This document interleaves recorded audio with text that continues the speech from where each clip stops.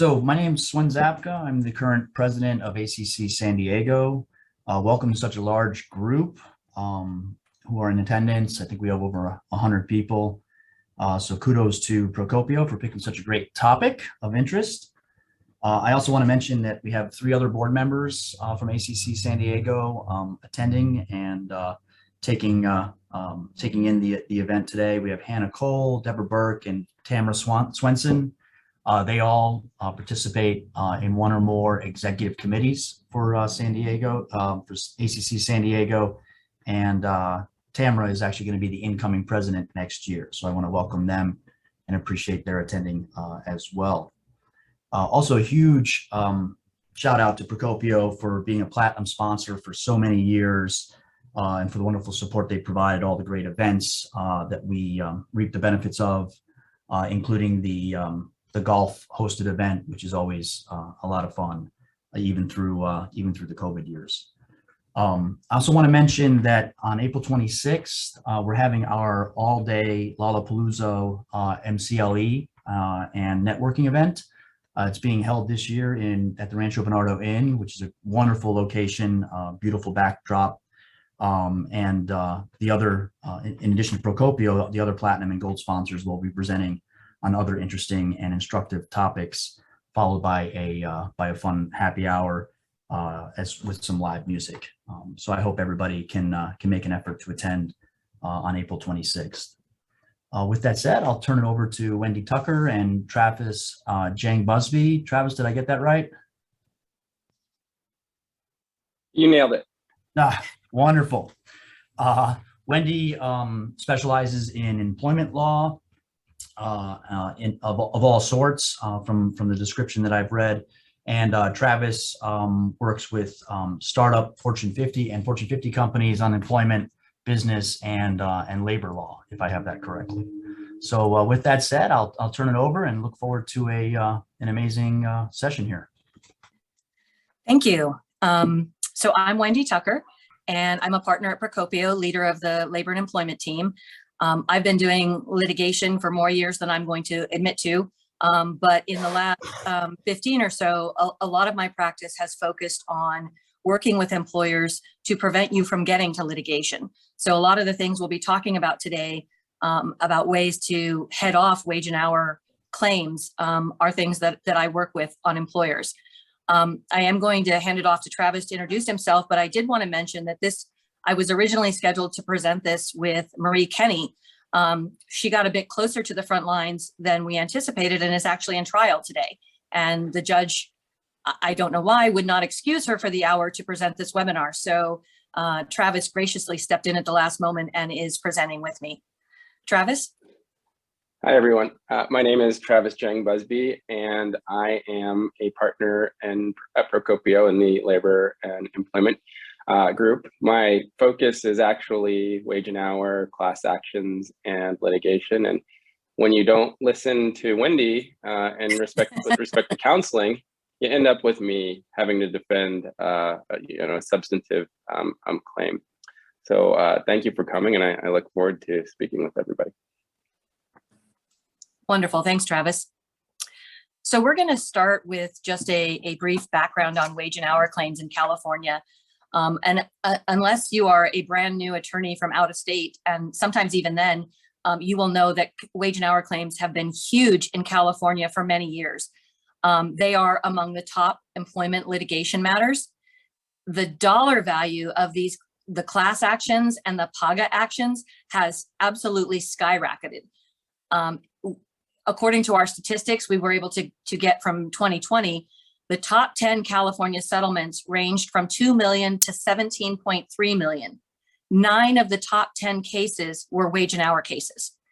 Those 9 cases totaled $58 million in settlement funds. That's an amazing amount of money. These lawsuits are really, they're cash cows for plaintiffs' attorneys because the attorney's fees are so easy to get compared to other litigation.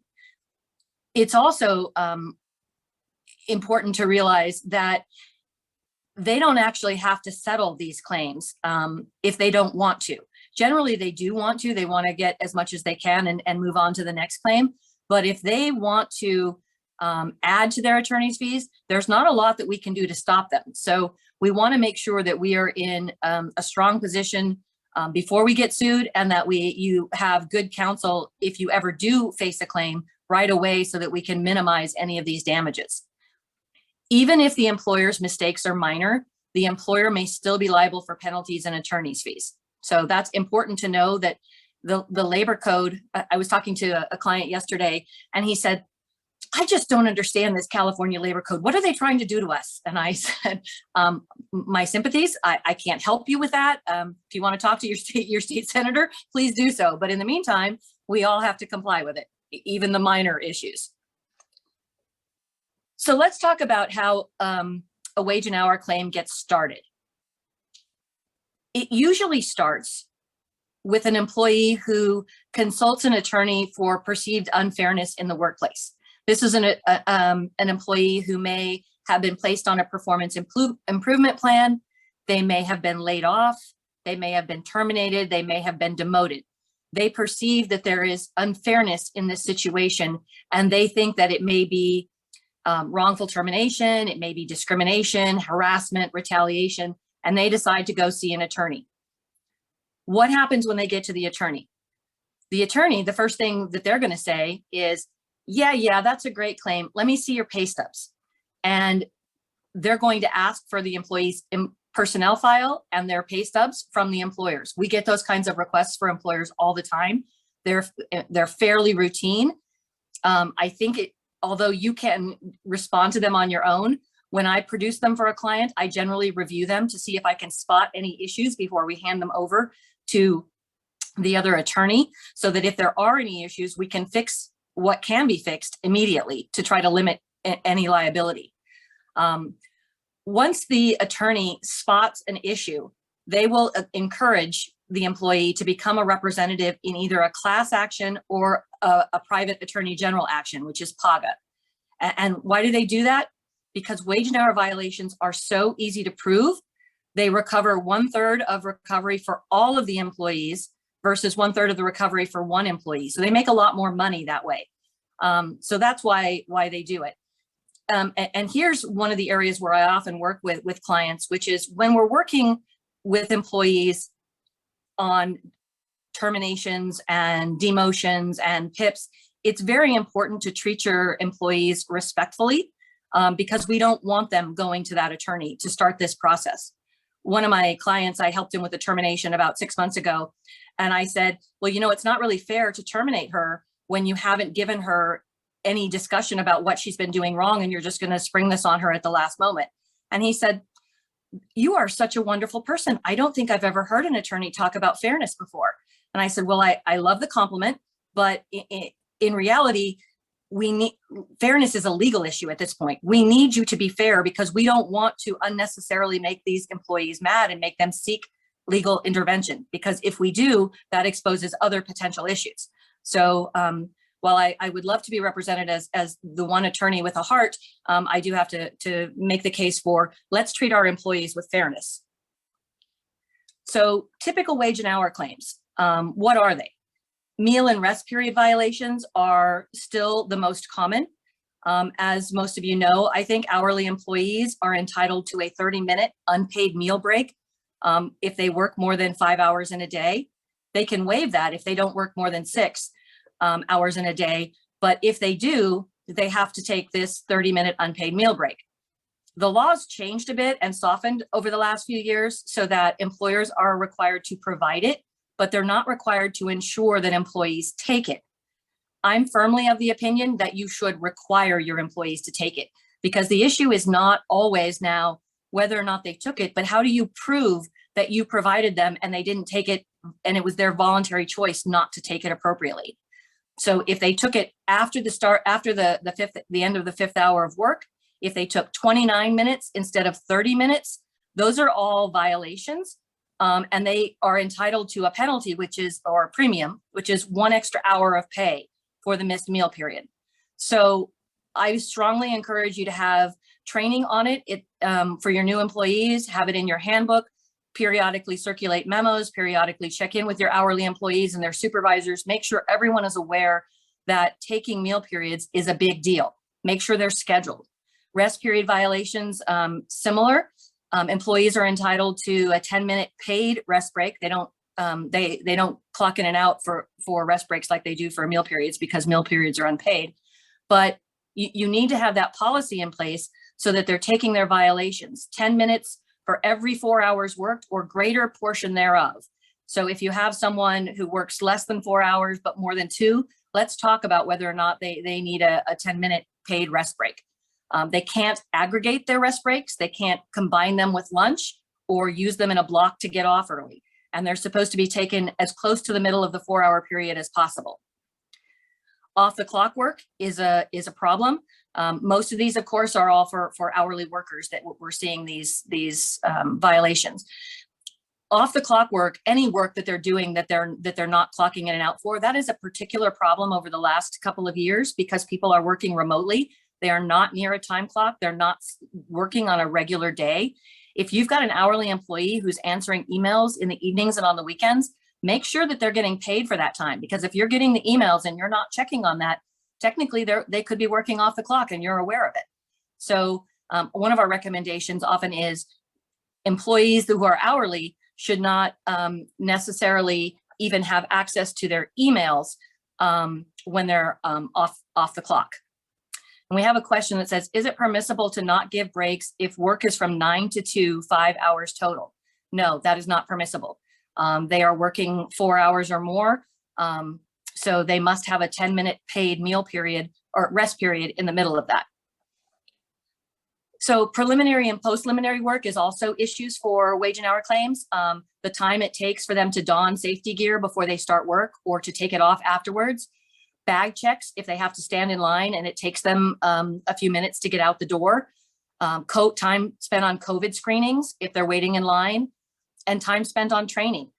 If that is mandatory training as opposed to voluntary. If they choose to go to training and ask you to pay for it, that's not something you're required to pay for. But if you say, I need you to go to this training, this is what you need to do your job, then the employer is required to pay for it. Other issues are untimely pay periods. The Labor Code sets forth specific requirements for when an employer has to pay their employees.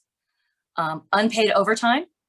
Any employee who works more than 8 hours a day or over 40 hours a week is entitled to overtime. And overtime is calculated at 1.5 times the regular rate of pay. That is not the same as their hourly rate. It could include non-discretionary bonuses or commissions. So make sure that you're using the proper calculation for that. And that leads us into unpaid bonuses or commissions. If you have bonuses or you have a commission plan, make sure you consult with an attorney or have an attorney review it. All of you are attorneys, of course, but make sure that you're looking at those because we need to make sure that we're specifying things where we can, such as the commission plan should be in writing and the employee should know about it. If they need to be still employed in order to get paid for the bonuses, then we should specify that. Those are the kinds of things, the details that need to go into those bonus plans and commission plans. Other big topics are unreimbursed business expenses. Under the Labor Code, employers have to reimburse employees for all expenses incurred during the course of their employment. Cell phone is a big one, particularly over the last couple of years.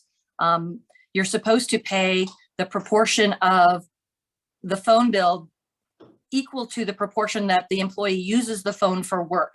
That can require a lot of work if you have to look at individual employees' different cell phone plans and calculate the pro rata portion for each month.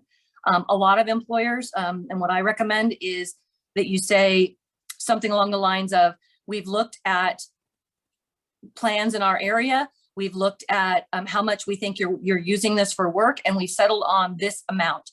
If you think it's higher than that amount, come see us. That way you're not foreclosing them from coming to see you, and you can say, well, they never asked for more, but we thought we were paying them fairly. You have to reimburse for mileage in some circumstances, personal protection equipment, tools in a lot of circumstances, and internet if you've got people who are working remotely, that you have required to work remotely. If you have permitted them to work remotely, that is not the same requirement for reimbursement. Other big issues is misclassification of independent contractors or exempt employees as you've misclassified hourly employees as exempt employees, or you've misclassified either type of employees as independent contractors. Because exempt employees don't get meals and rest break. They don't generally clock in or out. So those can be very expensive lawsuits if you've misclassified them, because you don't have timesheets to check. Did they work overtime? We don't know. We have to pretty much believe what the employee says. That's how the courts look at it. I had a client last week, actually, who said, I need some help with making sure that our employees are categorized correctly. I want to make sure that they're all properly categorized as exempt. And I said, okay, so how many employees in your organization are exempt? She said, all of them. And that immediately made me drop my head into my hand. And I'm like, okay, all of your employees cannot be exempt. So only a few of the top employees can be exempt. Other issues are unpaid vacation or PTO or paid sick leave. You have to pay out vacation or PTO at the end of employment if it hasn't been used. That is accrued wages. You have to have accurate wage statements, and these are specific. That is one of the biggest issues that I find, and one of the easiest to fix. Just go over your pay stub and compare it to the labor code with the things that are required to be on it. That will save you a tremendous amount of money. And then waiting time penalties are if you fail to pay your employee all wages due and owing upon termination. If someone quits, you have 72 hours if they haven't given you notice. If they quit with 72 hours, you have to pay them on the last day of employment. If you fire them, you must pay them on the last day of employment. If you don't, waiting time penalties will continue to accrue up to 30 days, and it's every single day, Saturdays and Sundays included. So it's really the equivalent of 6 weeks of work.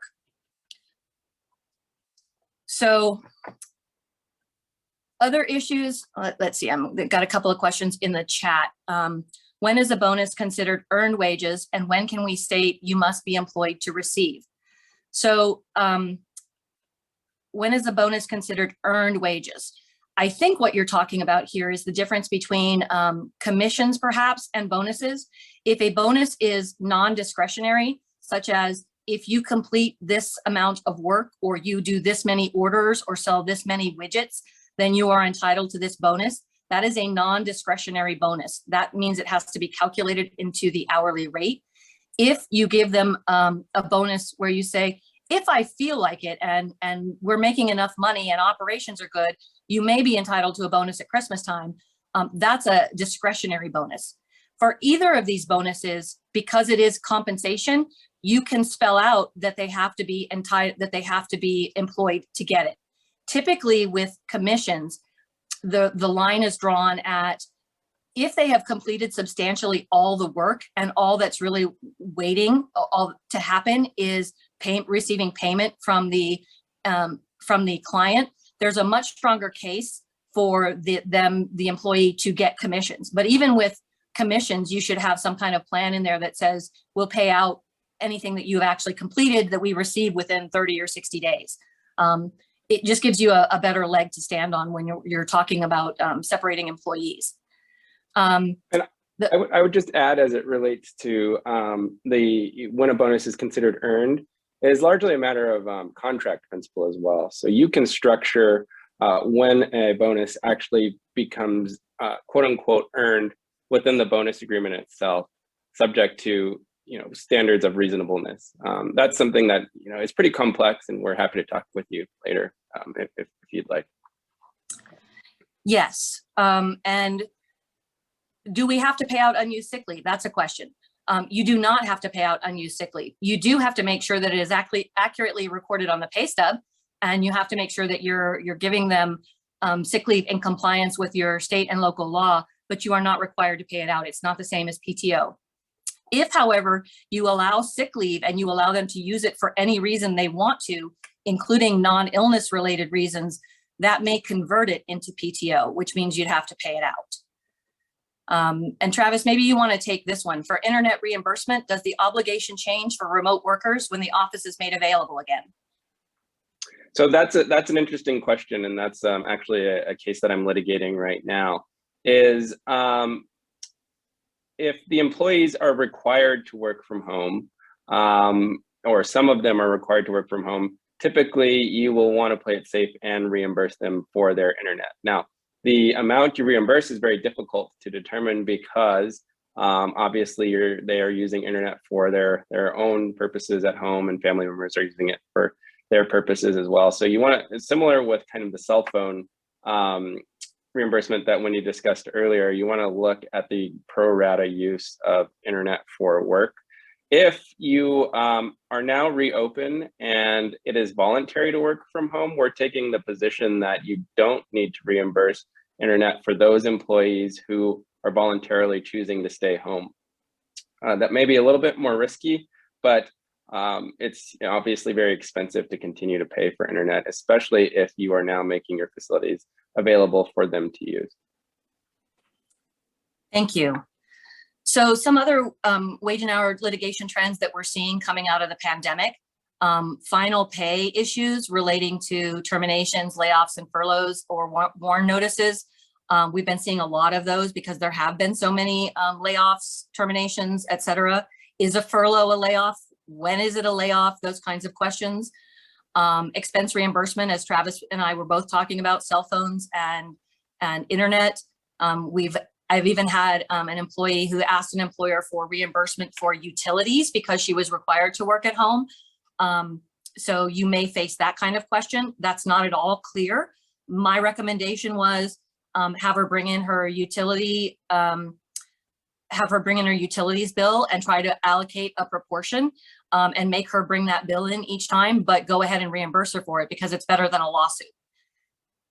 Misclassification of workers have increased with the law changing on independent contractors. And then of course the exemptions, the misclassification of hourly workers as exempt. Just a note, is anyone really an outside salesperson anymore? It's a very difficult category to meet. Most of the time somebody's gonna fall into the three common exemptions, which are administrative, executive, or professional. And it can be very difficult and a bit of a struggle to determine whether someone falls into the administrative exemption. That's the one that I find the most difficult. And we have to really look at the case law to determine if people fall into that category. Wage and hour class action litigation is different than PAGA. Wage and hour has a 4-year statute of limitations, while PAGA has a 1-year statute of limitations. They only need a single class representative. They can recover unpaid wages, interest, penalties, and attorney's fees. They're making PAGA actions, I think, are becoming a little bit more like class actions, but they are different in that with that 1-year statute of limitations, they're a shorter period of time, but they can be more expensive than a class action depending upon the types of allegations that are raised. There are painful penalties, and these penalties can be stacked on top of each other. So you need to be aware of those. So it's $100 for each aggrieved employee per pay period for the initial violation of failing to pay for overtime, $200 for each aggrieved employee per pay period for each subsequent violation. For meal periods, $50 for each aggrieved employee per pay period for the initial violation, $100 for each violation thereafter. That's on top of the meal period premium, which is an hour of pay. Rest period, same as meal period, $50 for each aggrieved employee. Again, that's on top of the rest period premium, which is an hour worth of pay. Off the clock work is $100 for each aggrieved employee per pay period for the initial one, $200 for each employee per pay period for each subsequent violation. The itemized pay, the wage statements, is $100 for each aggrieved employee per pay period for the initial violation and $200 for each aggrieved employee per pay period for each subsequent violation. And as I said, these penalties are stacked and they add up quickly. So cumulatively, the penalties could be up to $400 per employee per pay period for the first violation, $800 per employee per pay period for subsequent violations. So as an example of how this can add up, let's take an example. That an employer has 300 employees and they have all of those violations that we just ran through. The 400 times 300 for the initial violation is part of the money that you're going to be exposed to. And then you go the 800 times 300, like by 25. So assume you have 25 subsequent violations. That's $6 million. It is so easy, even for an individual employee, to get someone who really is only entitled to, may have missed only $5,000. in actual wages, they can get up to $40,000 just like that. It's very quick. And there's rarely any EPLI insurance coverage for these penalties.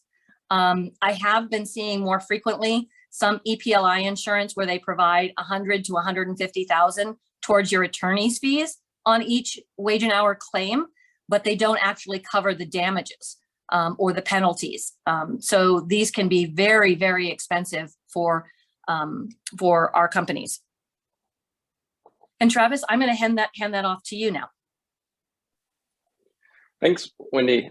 Yeah, so I deal frequently with poga and class action suits, and I can tell you that the poga claims are probably the most scary, just because they're somewhat newer and the courts don't know what to do with them.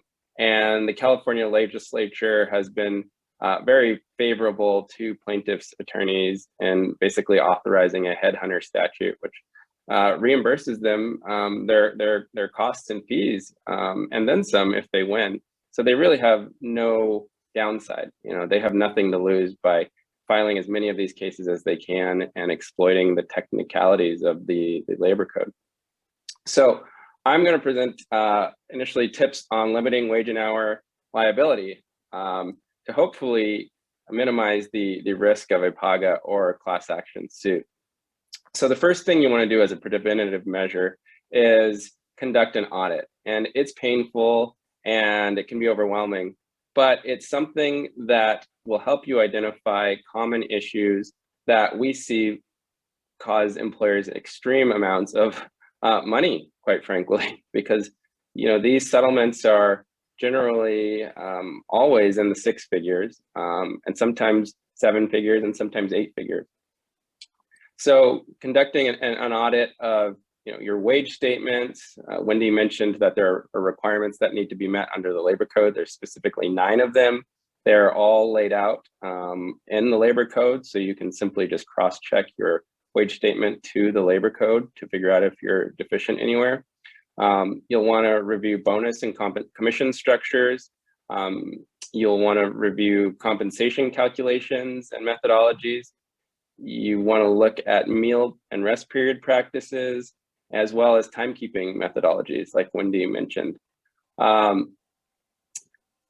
The other issue that you want to evaluate is, as set forth on the slide here, is pay for actual work times recorded. This references basically a rounding claim, and this is a low-hanging fruit for plaintiffs' attorneys, because frequently employers will round in increments of a quarter hour or 7 minutes, and unfortunately, more often than not, that rounding taken as a whole across all the employees tends to benefit the employers. So plaintiffs' attorneys are arguing that because the employer has rounded in the employer's favor, they've essentially stolen time from the employees and are on the hook for unpaid wages and penalties and things like that. It's interesting when you see these rounding claims, because the actual unpaid wages owed to the entire class are generally minimal, less than $10,000. But there are extensive amounts of penalties that result from the unpaid wages. Waiting time penalties, as Wendy mentioned, wage statement penalties for the inaccurate wage statements that don't reflect what should have been paid. So what we recommend is what we call paying to the punch, not rounding at all, paying to the minute or the second that an employee punches in or out. The other issue to look out for in limiting wage and hour liability is a meal and rest period compliance program. Meal and rest period claims have high potential exposure because they are cumulative across the workforce. So if you've got a meal period practice that results in everybody taking a lunch that is after the end of the 5th hour, that is guaranteed liability across an entire workforce. And we see this frequently in, for example, manufacturing facilities, where everybody will shut down and take lunch at the exact same time. And in some cases, there's been a computer glitch that has resulted in employees taking that lunch 5 minutes late, and there's liability. And the penalty, as Wendy mentioned previously, is an hour of pay at the regular rate of pay for every employee that incurred a meal period violation. So it adds up very quick. So what we recommend are lots of compliant written policies. And the first line of defense in these cases is a compliant written policy, and it can save a lot of time, effort, and attorney's fees just having a good policy that's distributed to everyone. You want frequent distribution of reminders, and these should be in writing. Frequent emails to employees, notices in the break room. You should be taking your meal periods and your rest breaks at X time. You want documented supervisor training showing that you've instructed your supervisors to provide meal periods and rest breaks in compliance with the law. You want people punching in and out for their meal periods so you can document that they were in fact taking them. And you also, if you're requiring meal periods, which Wendy and I both recommend, is you want to discipline employees for not complying. One of the best defenses is we require our 30-minute meal period or a 10-minute rest break in compliance with the law. And anybody who has frequently refused to comply with our policy has been, in some cases, terminated. It provides a good defense when we're sitting in a mediation or in front of a judge defending our practices. The other thing we flagged is is working off the clock. Wendy mentioned this earlier, but it's a big deal. And a simple policy that requires employees not to work off the clock, doesn't allow employees to punch in for other employees, and spells out the consequences for not accurately recording your time is another good line of defense for these claims. So the next slide is more tips. And these tips are, based on things that I see almost every day. And it's generally when it's gotten too late and we are now engaged in a class action or a poga action. So with respect to timekeeping, you want to make time reporting easy. And doing that is, in this day and age, is very simple, no matter what industry you're in. For example, I have construction clients who will bring iPads out into the field and provide the foreman each an iPad so that each group of employees is able to clock in or out. Employees can clock in or out using their phones, and I'll talk about reimbursement in a second. Employees can punch in on traditional time clocks as long as you have enough. But one of the biggest claims we see is off the clock work. And a lot of that has to do with access to time clocks. One of the biggest cases that came out recently was the TroStar case against Starbucks. And that case basically held that, the 30 seconds it took the employee to lock the door and close the gate were compensable. And we had all followed this rule that, de minimis time need not be compensated. However, the court said that time needs to be compensated. So, Starbucks has to figure out a way where employees can record their time spent doing activities such as locking the door after they clock out. The other thing as it relates to time reporting is providing access to time clocks is a good defense because the employees are recording their own time. In other words, the employers aren't recording their time for them. It's much easier to defend a case when we have the employee saying he or she punched out at a specific time. And an additional line of defense is having the employees verify that their time cards are accurate. We see a lot as it relates to pre and post shift activities, or also known as preliminary and post-preliminary activities.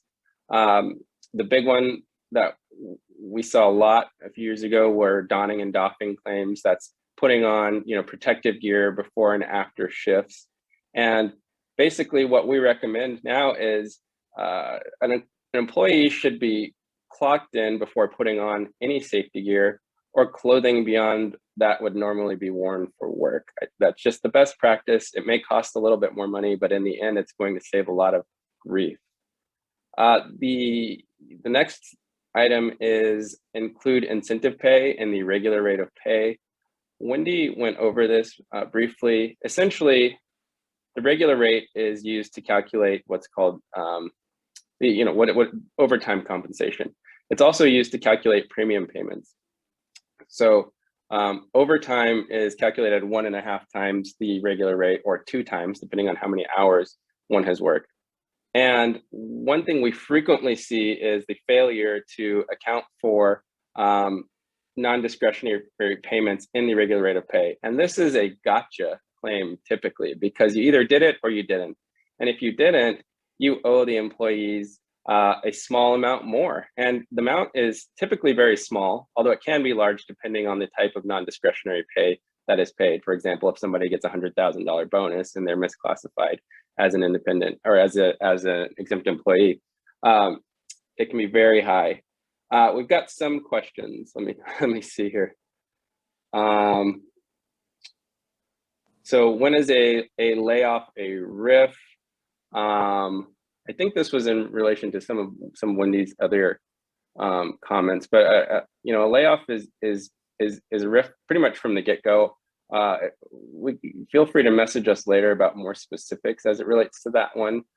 There are some size requirements for WARN notice, which we can talk about. Should a phone allowance be included as incentive pay in the regular rate of pay?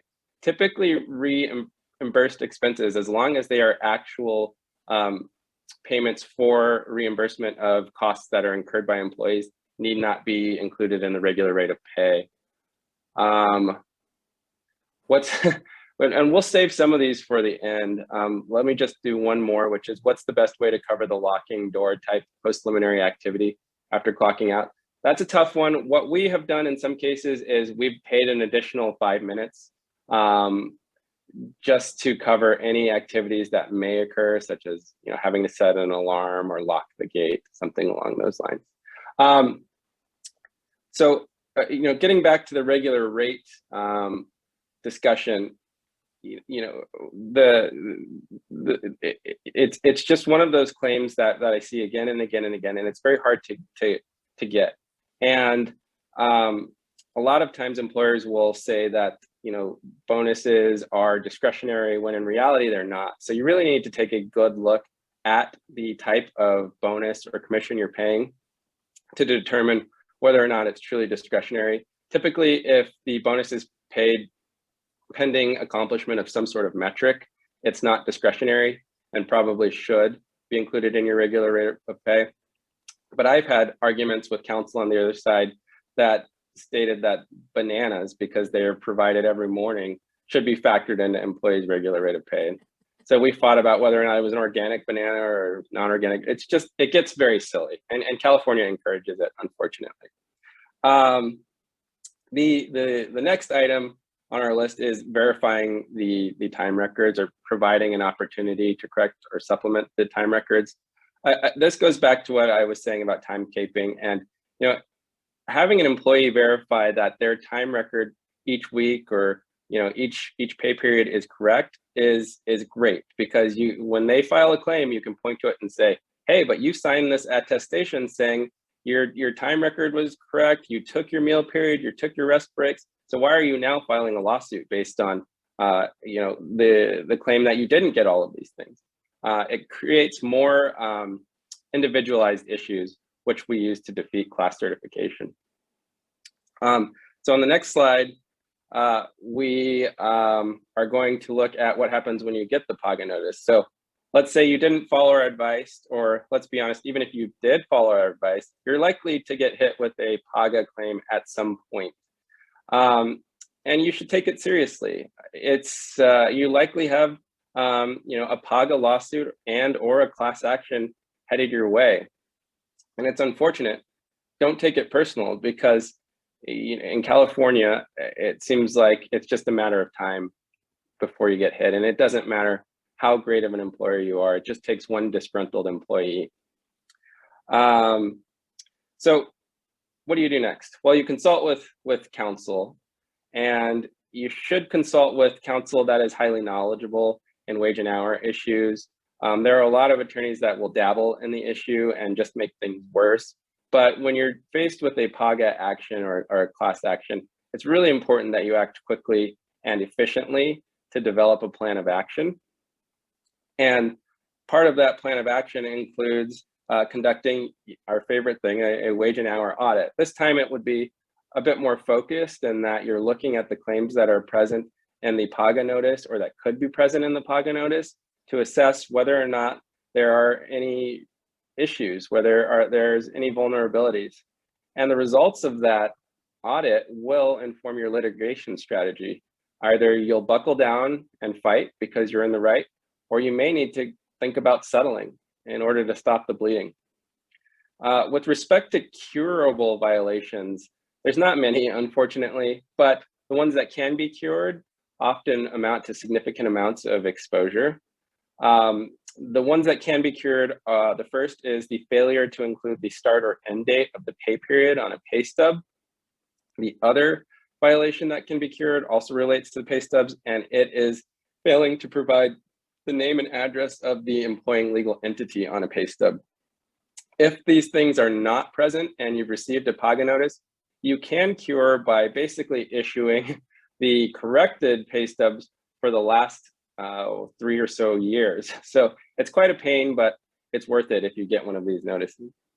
If there are things that cannot be fixed, or cannot be cured, you want to fix them right away. You've got to cut off the damages and stop the bleeding. You may also want to consider providing releases.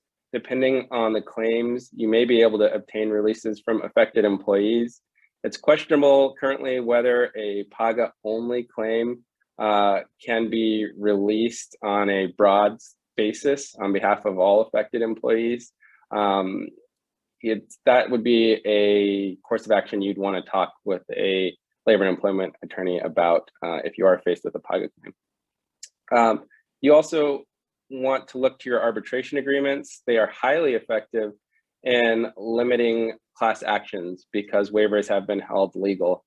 However, under California law currently, PAGA waivers present in class action or in arbitration agreements are not enforceable, but that issue may soon change because the Supreme Court is hearing a case called Viking River v. Moriana right now, which may allow employers to require PAGA waivers in connection with arbitration agreements. The other thing you want to look at, again, is the exemption status of your employees as well, whether or not there are misclassification issues as it relates to salaried employees and contractors as well. And there's a whole list of factors that go into determining who is properly classified as an exempt employee. So what's going on with arbitration agreements? As I said, they've been the most effective tool in combating class actions because waivers of class action claims were held legal by the United States Supreme Court in Epic Systems v. Lewis, and this was a few years back. However, California responded in a very big way by passing AB 51, which has been codified as Labor Code Section 432.6. And essentially, and I'm going to refer to it as AB 51 because it's just easier. AB 51 made it illegal for employers to require an agreement to arbitration in connection with employment. Not only that, but it imposed a violation of AB 51 is punishable by up to 6 months in jail and or a fine of up to $1,000. So you can see where California stands on the arbitration issue. It's pretty crazy. AB 51 was challenged on the basis that it was preempted by the Federal Arbitration Act, and an injunction was issued by the Ninth Circuit delaying its enforcement, but of course it didn't last. And so our next slide talks about the case of Chamber of Commerce v. Bonta, in which the Ninth Circuit ruled that Labor Code Section 432.6 was not preempted because it does not affect the enforceability of arbitration agreements, just the conduct before signing them. But the decision also said that the imposition of civil or criminal sanctions conflicted with the Federal Arbitration Act. So it was an odd odd decision. And the practical effect is that employers cannot mandate the use of arbitration agreements as a condition of employment in California. However, employers and employees may still voluntarily enter into arbitration agreements so long as it's truly voluntary. However, even if an employer does require employees to sign arbitration agreements, penalties under California law are unenforceable. So as you can see, there's probably still some more litigation ahead on this one. The dissenting opinion basically held that the ruling was half-baked because it makes requiring assent to arbitration illegal, but holds that once the agreements are executed, they are fully enforceable. So it's an odd one. So now what? There's nothing before the Supreme Court as it relates to AB 51, but with Viking on the verge of being decided, we could see heightened litigation regarding arbitration agreements. We can basically revert back to voluntary arbitration. However, even that is with a caveat, because previously we were providing arbitration agreements which required employees to opt out. They could check a box saying that they chose to opt out. However, if they did not check the box, then they were automatically agreeing to arbitration. Under AB 51, that's no more. We can't require them to affirmatively opt out of their agreements to arbitrate. So they actually have to opt in. Typically, employees will sign arbitration agreements as a matter of course in the onboarding process. However, you will want strong language in your arbitration agreements that said the agreement is voluntary and they've had a right to consult with counsel and so on and so forth. What do we do with current agreements? Well, they're still enforceable, but they may be challenged. The bigger question is, if we have existing employees, do we refrain from providing them updated arbitration agreements? And this is going to become significant after Viking. Because those new agreements can no longer be mandatory, whereas they could have been before. And the other issue as it relates to arbitration agreements, which is the big one, is whether POGA waivers should be included and are enforceable. And unfortunately, AB 51's timing is pretty bad because, as I said earlier, POGA waivers contained in arbitration agreements may be enforceable soon. Currently, the law is that they are not enforceable, and that's been the law since 2014. However, the Supreme Court is considering the Viking River case, in which the defendants and employers in that case are arguing POGA waivers are enforceable, and California's law against POGA waivers is preempted by the Federal Arbitration Act. So we expect a decision on that case this summer. If the ruling is favorable, again, we'll need to decide what we do with our arbitration agreements, because it's obviously very pivotal that employees sign these agreements waiving their right to POGA, because it's yet another nail in the coffin for these ridiculous claims. Let's see. We had one question.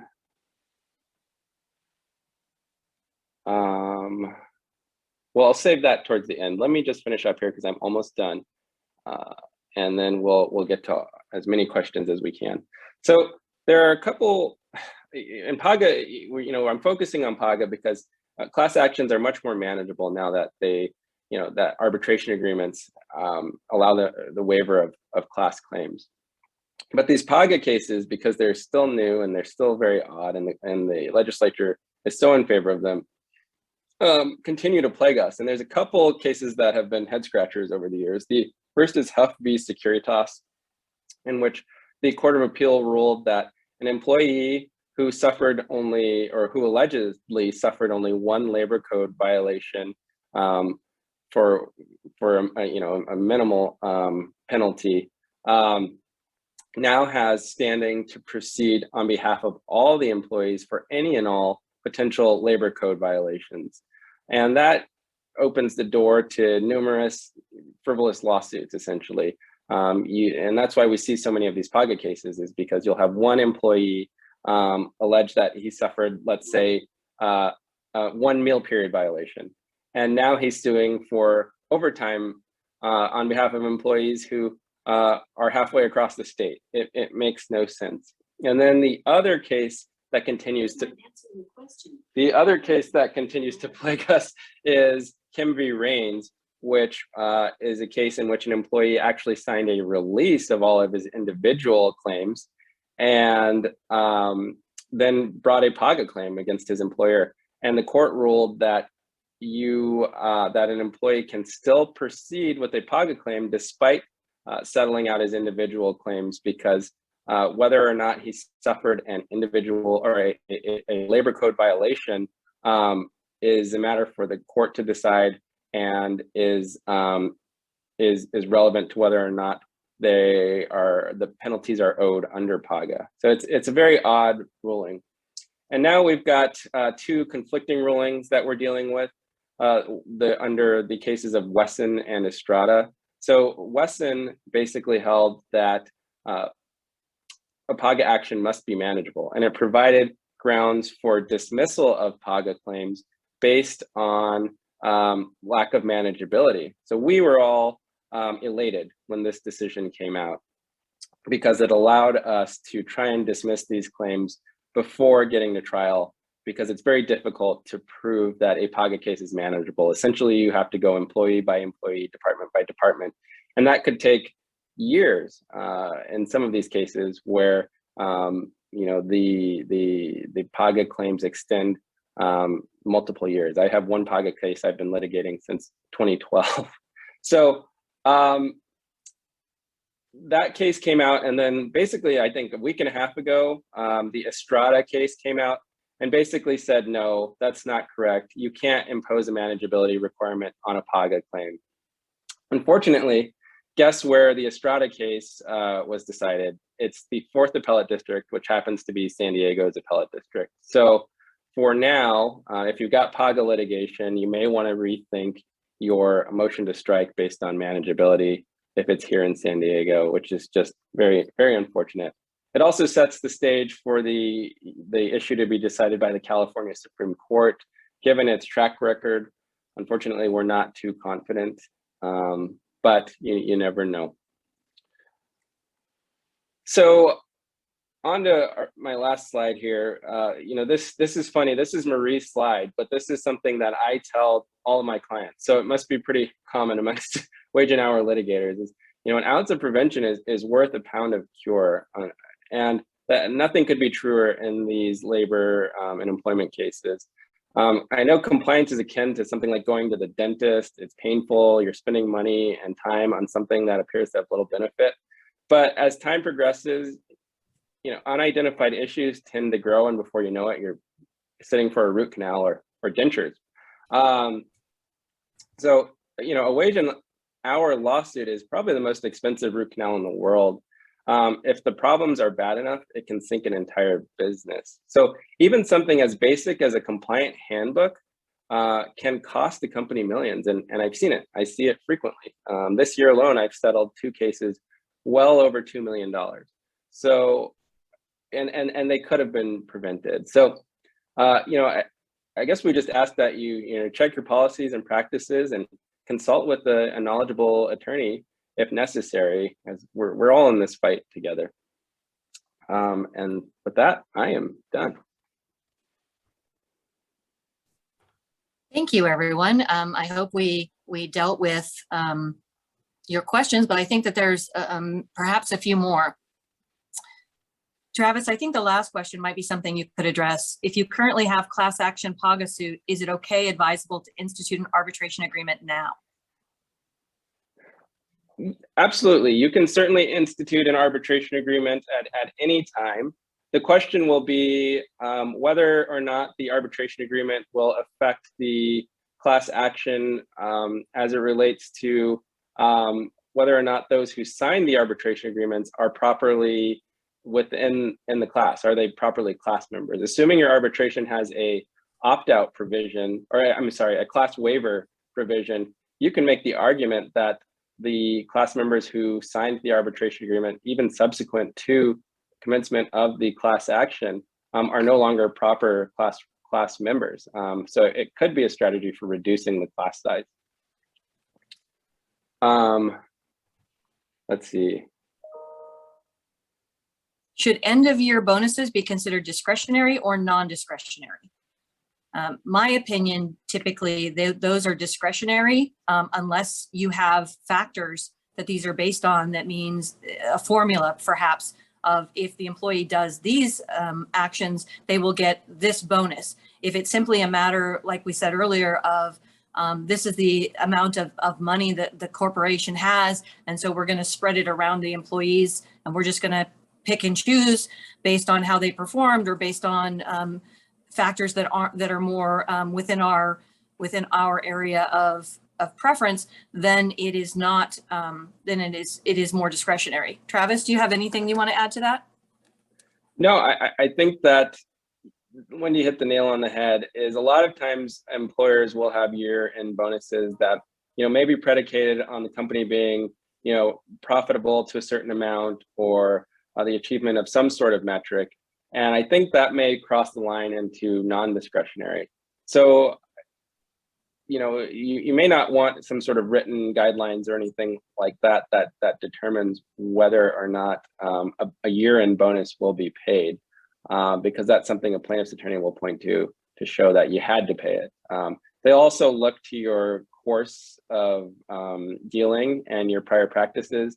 If everybody's getting $100 every year, going back 5 years, they may argue that is a non-discretionary practice. We fight that tooth and nail, but it's just something to consider.